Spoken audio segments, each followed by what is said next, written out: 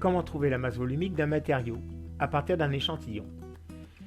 Alors l'exemple, je vais ici établir la masse volumique d'une pierre et plus précisément d'un galet d'ardoise. Alors pour cela, j'ai besoin d'une balance avec une précision au gramme et d'une éprouvette graduée.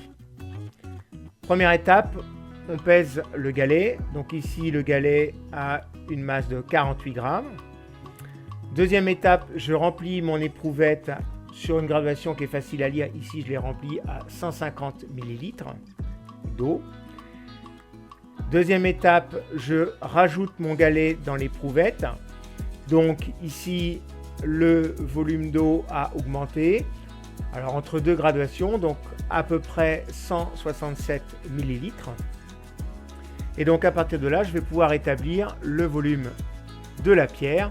Donc le volume de la pierre, c'est 167 moins 150, c'est-à-dire 17 ml. Une fois que j'ai fait ça, donc je vais calculer maintenant la masse volumique. Alors pour ça, je vais prendre un tableau de proportionnalité, mais ce n'est pas obligatoire.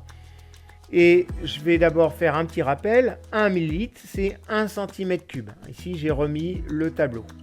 1 ml, 1 cm3. Et donc ici, 48 grammes correspond à 17 cm3. Et donc je veux pour 1 cm3, il ne me reste plus qu'à faire le produit en croix. Donc ici, après calcul, j'obtiens 2,824.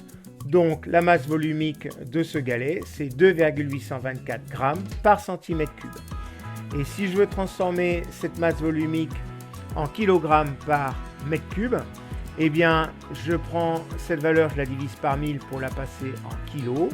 Et je multiplie par 1 million, puisque 1 mètre cube, c'est 1 million de centimètres cubes. On compléterait ici par 6 zéros.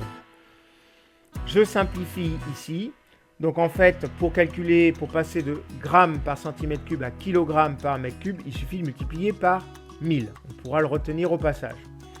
Et donc on obtient 2824 kg par mètre cube pour la masse volumique de ce galet d'ardoise.